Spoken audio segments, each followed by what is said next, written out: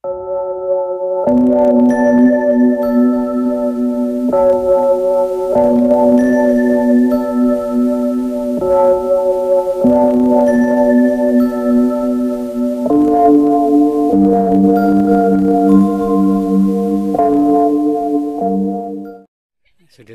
saya di Puncak Joglo.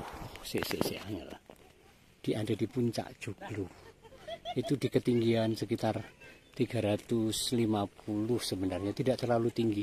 Tetapi bukit di dekat kota Wonogiri yang jalannya sangat menanjak. Dan sekarang saya ada di sini di parkiran Puncak Joglo itu. Pada motor yang baru naik, mobil yang baru turun.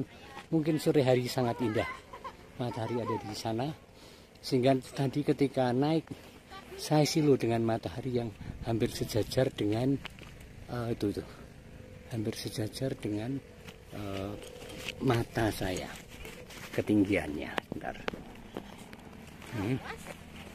Ini tidak jauh dari kota Wonogiri, mungkin hanya 10 menit ya, 10 menit, jadi tidak jauh. Puncak Joglo. Saya baru sekali ini kesini, walaupun sudah 3 tahun di Wonogiri. Nanti akan saya ceritakan sebagai refleksi kenapa baru hari ini saya kesini. Dari aneka sisi pemandangannya sangat bagus. Kita di ketinggian dan itu adalah Waduk Gajah Mungkur. Yuk kita naik ke atas dulu. Rupa-rupanya di sini kalau weekend rame, sehingga ada beberapa warung. Tetapi saya pilih yang tidak weekend supaya tidak rame. Nih, saya naik sekarang jam 4:30 sore. 4:30 sore ada gubuk-gubuk untuk santai. Kalau ada rombongan datang gitu kan, atau nyantai di sini. Sudut-sudut yang tentu saja sangat hebat ya. Wow.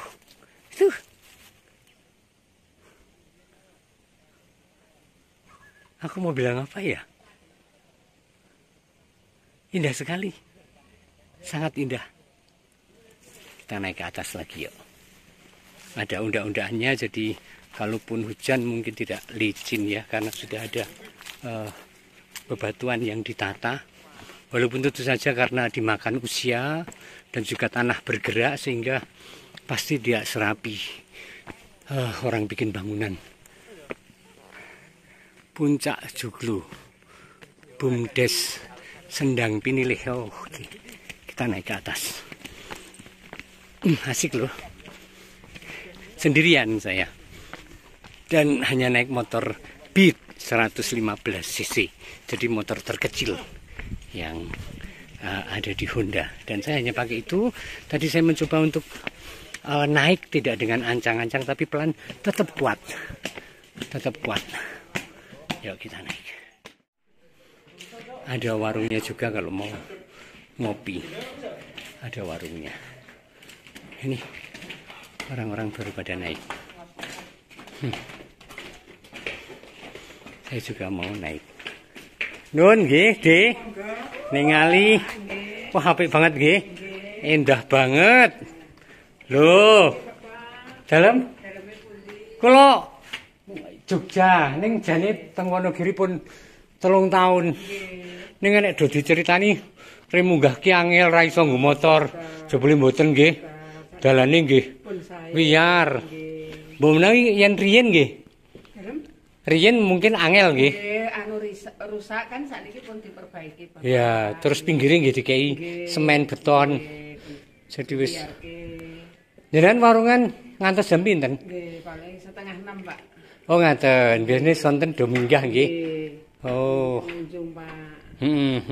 Sakniki sepi selama corona niku, Pak.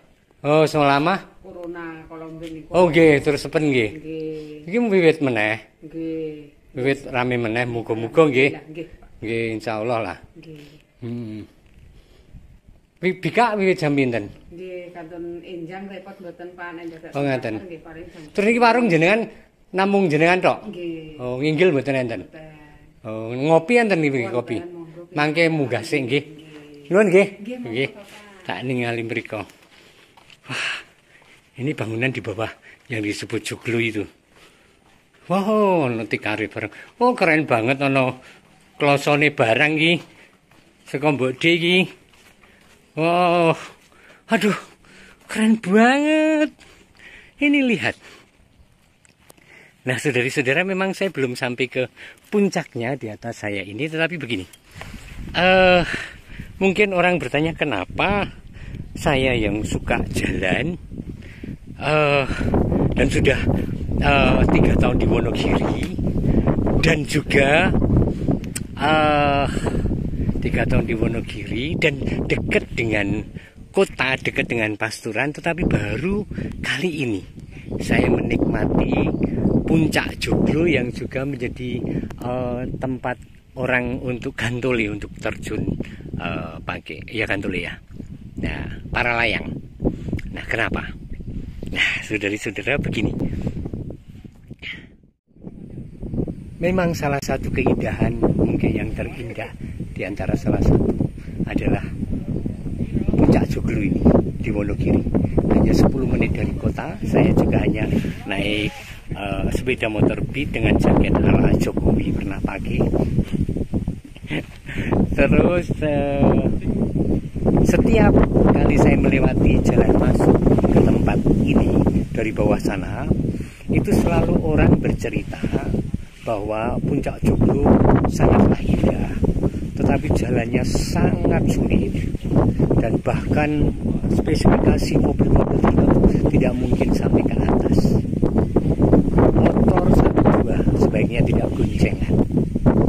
Motor harus manual persnelennya dan bukan matic, karena kalau matic mungkin tidak kuat, dan terutama turunnya juga karena matic itu katanya tidak ada rem mesin sehingga mungkin delonjor dan sangat berbahaya. Oke.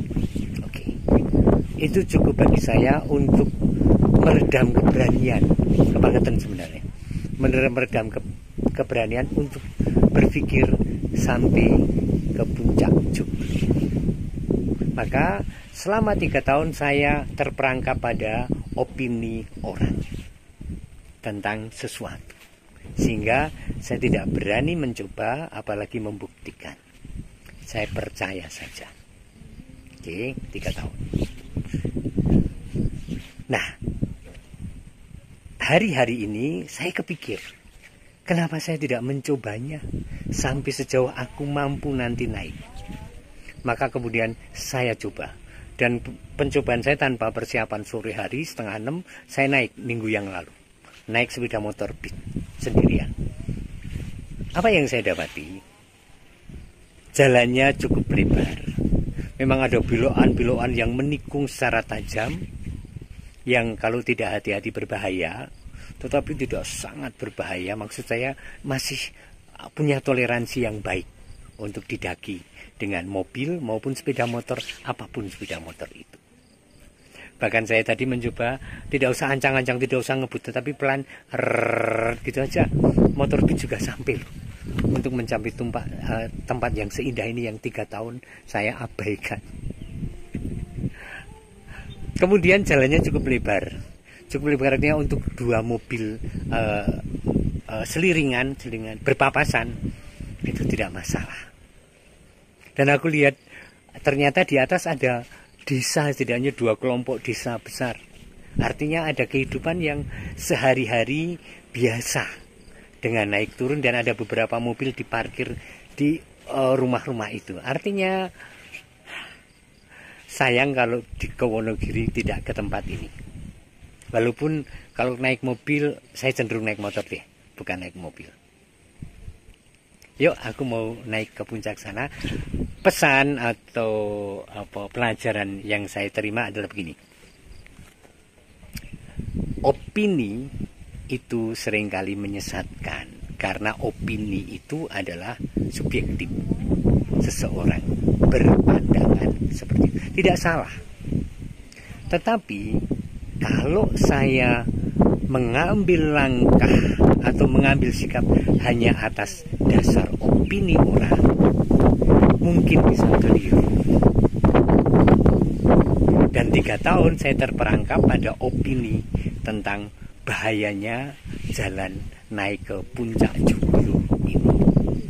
Dan ketika saya perhatikan, bahkan saya ingin mengatakan ada banyak tempat yang jauh lebih sulit untuk dinaiki dengan motor atau mobil, dan saya pernah mengalaminya dan oke, daripada yang sekarang sedang saya alami di Watu Cenik maupun di Bukit Joglo, puncak paling atas.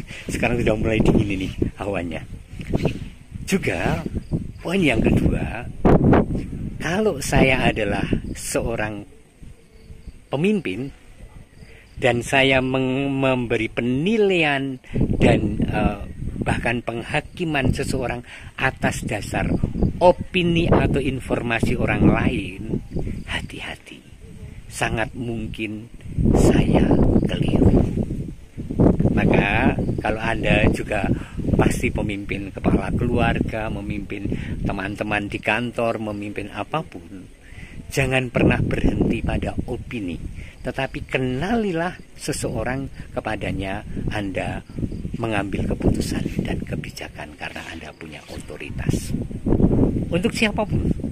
Oke, saya diberi pelajaran itu oleh alam Bukit Cenik, Watu Cenik dan puncak Joglo di 10 menit dari Wonogiri ini.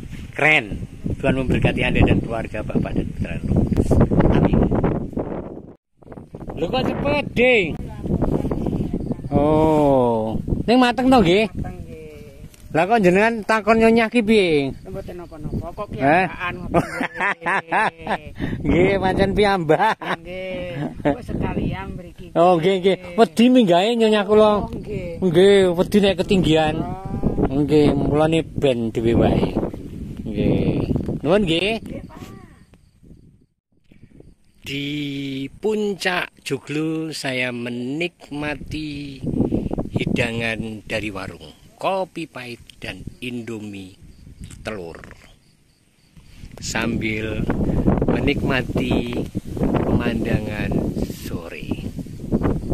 Ketika duduk di sini, penjaga warungnya bertanya, "Kenapa tidak dengan Nyonya?" Dan saya bilang, "Nyonya saya pergi tanpa pamit, minggat," gitu bahasa Jawanya. Dia ketawa.